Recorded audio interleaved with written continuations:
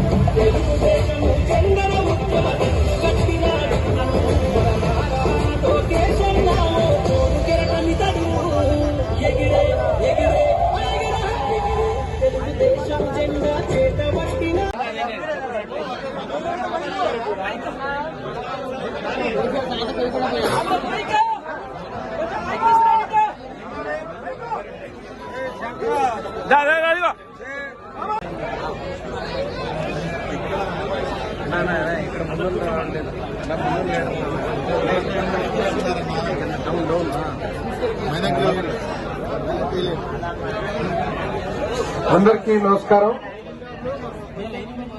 ఈరోజు మనందరి ప్రియతమ యువనేత, భవిష్యత్ రాష్ట్ర మంత్రివర్యుడు నారా లోకేష్ గారు 42 సంవత్సరాలు పూర్తి చేసుకుని 43 వసంతాలకు అడుగుపెడుతున్న రోజున నూజివీడు నియోజకవర్గ తెలుగుదేశం పార్టీ కార్యకర్తలు, కూటమి కార్యకర్తలు అందరి తరఫున హ్యాపీ బర్త్డే. మీ అందరికీ తెలుసు, నాకంటే కూడా ఎక్కువగా గత 5 సంవత్సరాలు